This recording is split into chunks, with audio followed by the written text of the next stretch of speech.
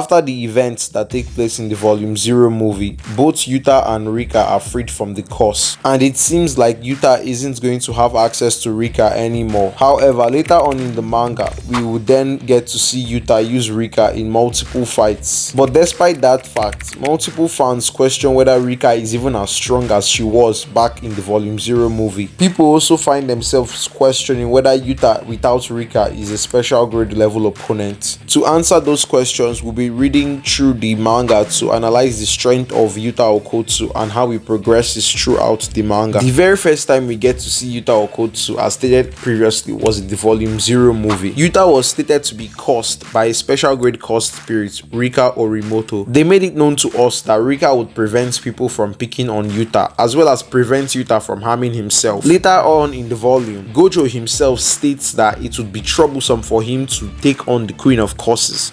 And of course, throughout the volume, Geto makes it known multiple times that Rika is very strong. One of the major differences we've noticed between manga Yuta and the Yuta in Volume 0 is the time limit he now has on Rika. Manga Yuta is able to use Rika for only 5 minutes. That is the fully manifested version of Rika. But for all we know, he can manifest parts of her body indefinitely. The less ambiguous abilities we know Yuta has without manifesting Rika would include his access to reverse curse technique. Reverse curse technique being the positive version of regular cursed energy. Reverse curse technique is able to basically one-shot curse spirits, as well as tamper with the normal efficacy of a curse technique. Yuta is also stated to have a very high amount of cursed energy, a quantity that even surpasses that of Gojo. Yuta's curse technique copy allows him to imitate the curse techniques of others, though it's unspecified whether he's able to use copy without manifesting Rika, as every time we've seen Yuta use a copied Jujutsu technique, Rika has been manifested. This would lead us to believe that Rika is basically the storage system for these curse techniques that have been copied. Moving beyond that,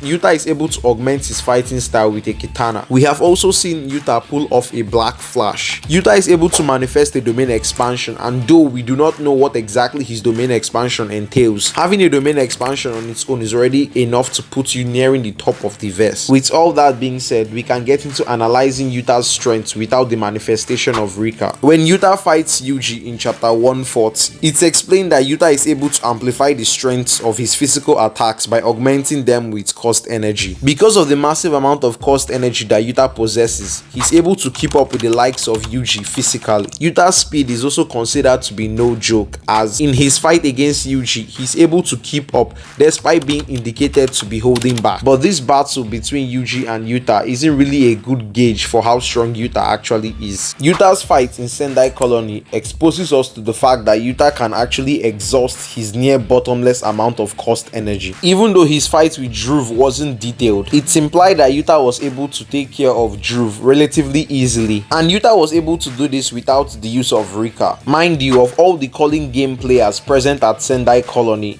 Dhruv had the most points with a whopping total of 91 units, while in comparison, Ishigori was able to whack up 77 points, Uro 70 points, and Kurorushi 54 points, whereas Yuta himself at that point in time had only amassed 35 points. It's here that the narrator would go on to explain that 3 months after the night parade of 100 demons, Yuta would go on to reclaim back his title as a special grade sorcerer, and won second only to Gojo in terms of unusual abilities. This implied that after Yuta broke Rika's curse, he was relieved of all the power she had granted him previously, and he had to work hard to regain not only back his status but his strength as well. And when Yuta faced Kurorushi, he didn't hold back to express his confidence in taking her on without applying the usage of Rika or even reverse curse technique. And of course, when we take this into account, Yuta will be leading us to the conclusion that base Yuta would be stronger than Kurorushi. Whether you agree with this line of scaling or not, it's one you can use to scale base Yuta. And just like Yuta calculated, he was not pressed by Kurorushi, and so he did not require the usage of Rika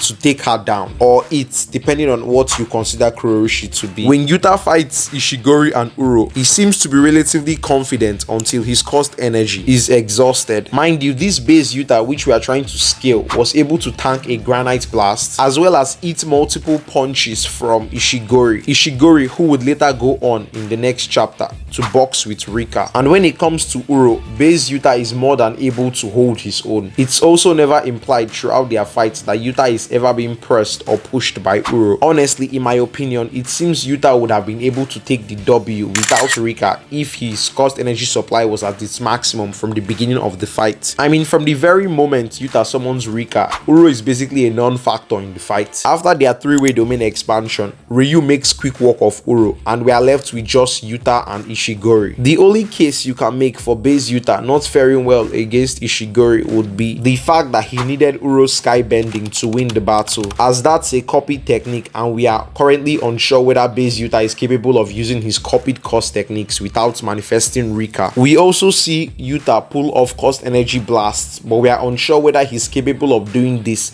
without manifesting Rika. In my opinion, I'd say base Yuta is very much capable when it comes to handling sorcerers on the level of Uro. Ishigori might be stretching it, but it's not like Yuta will be far outclassed. Now, on the subject matter on Rika being stronger in the Volume 0 movie or stronger in the manga, I don't really see a difference, but if I had to choose one, well, in the Volume 0 movie, even though Rika didn't really do much, the way Geto talks about her strength is never actually done by all these calling game players, which may be hinting at this version of Rika possibly being weaker. However, I don't really think there is much to it. So if you asked me, in my opinion, is base Yuta special grade, then I would say yes. I made this video because I feel like the community attributes all of Yuta's strength to Rika, and Yuta himself isn't as appreciated as he should be. But of course, without Rika, even though I believe he would still maintain the status as being a special grade sorcerer, he wouldn't be nearly as strong as he is right now in the manga, but he'd still be a level of power that very few people in the JJK verse will ever be able to match. If you enjoyed this video, then please feel free to leave a like. If you have something to say, then you can leave it in the comments. If you want to see more videos like this in the future, then feel free to subscribe.